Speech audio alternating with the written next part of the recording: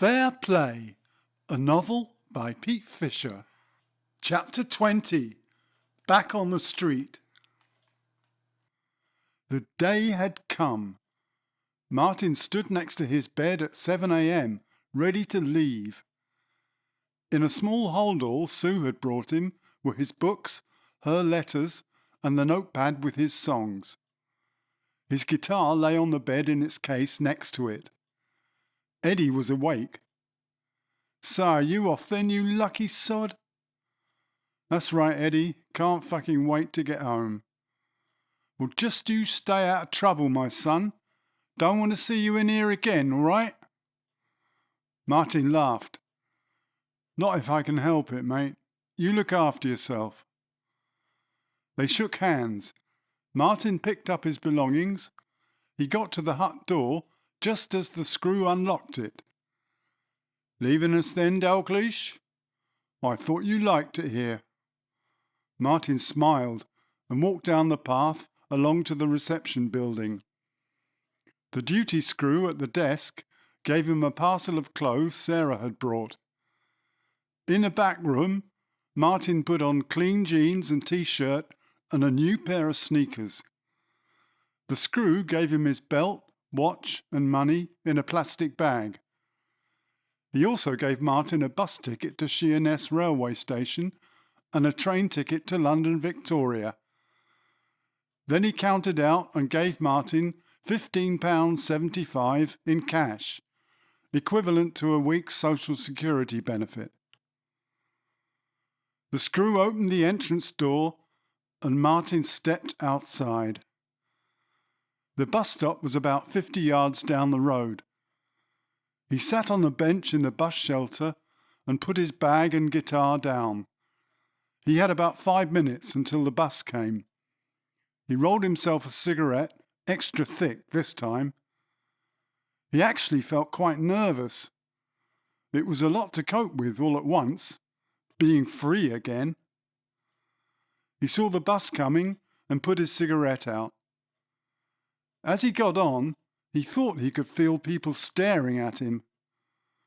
The bus stopped just once more before it headed out into the open countryside. Martin gazed out of the window and recalled his journey here. That flat grassland and cornfields with little else except a few sheep and miles of hedges. It took about 3/4 of an hour to get to the station. Martin dozed off briefly, but luckily awoke at some traffic lights in Sheerness. The man in the ticket office told him the next train to London was in about 20 minutes. Martin went into the newsagent and bought a paper and some tobacco. He went into the little station cafeteria and got a coffee and a sausage roll. Luxury. The coffee tasted amazing. He hadn't had any for 4 months. The Victoria train pulled in. Martin got on and found a seat in a smoking compartment. It was a 2-hour journey. After he'd read the paper from cover to cover and tried to finish the crossword, Martin had plenty of time to think. His mind drifted back to all those things he'd missed. As the train came into Victoria, Martin looked at the crowds of people on the platform. A strange sense of fear was making his spine tingle. He hadn't reckoned on being frightened of being among people again. He stepped out of the train and looked straight ahead as he walked. He handed in his ticket and quickly went down into the underground station. Thank goodness it wasn't as crowded. Rush hour was over now. He bought a ticket and checked the map. Circle line, change at Cannon Street. Something he'd done hundreds of times suddenly became a big adventure. Martin lay in the warm bath, the water up to his chin. Next to him on a chair was a cup of coffee, his unfinished crossword, and a ready-rolled cigarette in the ashtray. The radio on the windowsill played the jolly morning show chart hits. The DJ made the fatuous jokes and brainless remarks he always had. Martin didn't care. This was heaven. Home sweet home. There was a knock. "Martin, that you?" Sarah shouted through the door, as if there'd be anyone else in the bath. "Course it's me. Come in." Sarah put her head round the door. She was grinning.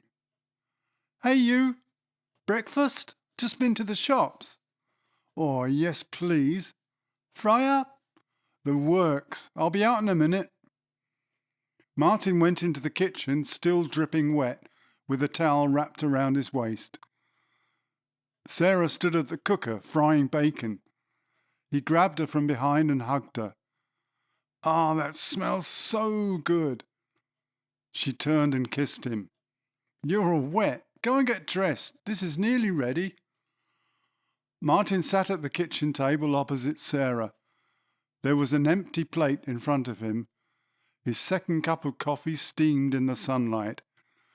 The cigarette smoke curled upwards and disappeared out of the open window. "That was brilliant. Thank you, love." "Good to have you back, Martin. These last 2 weeks went so slowly." "Can we just have a quiet day today? Just you and me?" "I've got the day off. I put some beer in the fridge for you. I'll walk up to the Chinese and get us a takeaway later." "Sounds perfect.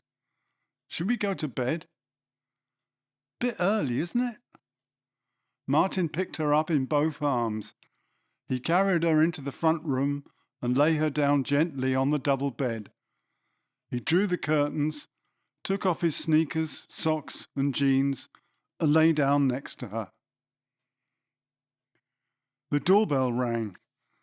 Martin groaned. He rolled over. The doorbell rang again.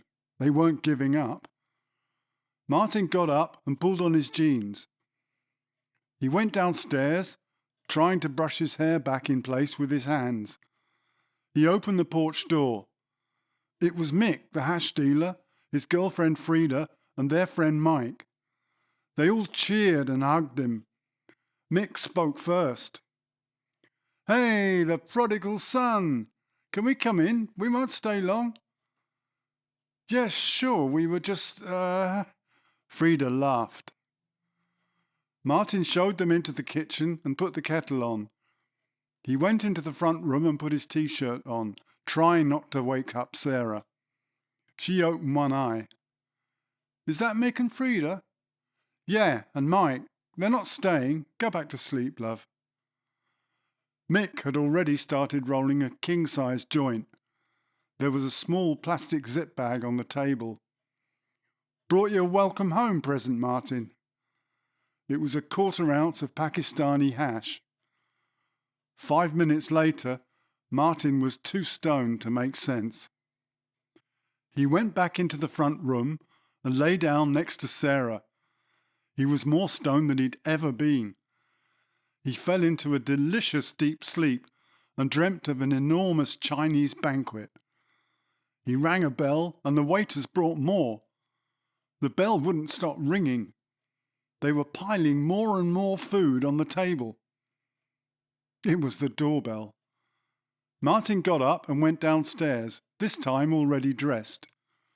He saw through the glass in the porch door it was Dave. He was carrying Martin's Gibson. Martin pulled open the door suddenly. Dave took an anxious step back. "Hey up, Martin. Thought you were going to clock me there for a minute." Dave laughed nervously. He looked sheepish. He handed Martin the guitar. Cheers for the loan, mate. Hope that was all right. Might have a couple of dings." "And what about my girlfriend? Give her a couple of dings too, did you? You're such a two-faced cunt." "Look, mate, I'm not your fucking mate. Now fuck off." Martin slammed the porch door in Dave's face. It almost shattered the glass. He stormed upstairs and laid the guitar case across the armchair. He picked up the Les Paul. It was covered in months of sweat and grime, but not his sweat. Along with the chips and scratches elsewhere, the back of the body had deep gouges made by Dave's belt buckle, It was heartbreaking. The guitar had been pristine when he left it. He got the lighter fluid from the writing table drawer and set about cleaning it. He took off the rusty strings and put on a fresh set. After a good polish with a soft cloth, it looked a lot better. But the chips and gouges would be there forever, like scars. Bexley Heath High Street, Friday afternoon. The end of Martin's working week. He'd been driving a refrigerated transit van delivering delicatessen for about 9 months now. He was sick of it. Tuesdays and Thursdays, when he did the West End hotels, were okay. They gave him an automatic van, fastest on the fleet. Some days he had breakfast at the Ritz, the Savoy and the Dorchester. The chefs would always get him to taste the freshly cut smoked salmon. Then he could help himself from the enormous griddles down in the basement kitchens. Dozens of fried eggs, hundreds of sausages and rashers sizzled simultaneously. Fridays were a bastard. South East London, grubby supermarkets that closed their loading bay when they saw you reversing up. Petty shopkeepers who always complained. Wasting time standing in queues of traffic, breathing in petrol and diesel. Always finishing late. As he turned the corner into the high street, Martin had heard a series of dull thuds. He pulled up in front of his last drop, a small supermarket, suspecting the worst. Sure enough, when he opened the back of the van, there was coleslaw all over the floor between the shelves. It looked like an elephant had thrown up. Several 5-pound plastic containers of coleslaw had flown off the shelf due to centrifugal force. Martin had cornered too fast. He went into the supermarket and borrowed a broom. He swept the vomit-like mass onto the road behind the van. He'd almost finished. A sudden gust of wind blew the back door shut. He was in darkness. He discovered there was no door handle on the inside. It must have broken off. Struggling to keep calm, he took off his boot and began hammering the heel on the door. 5 minutes later, a passer-by opened it, smiling but puzzled. Martin jumped down and shook his hand. Freedom. He dumped his last delivery and drove back to the depot in record time. Something had to change.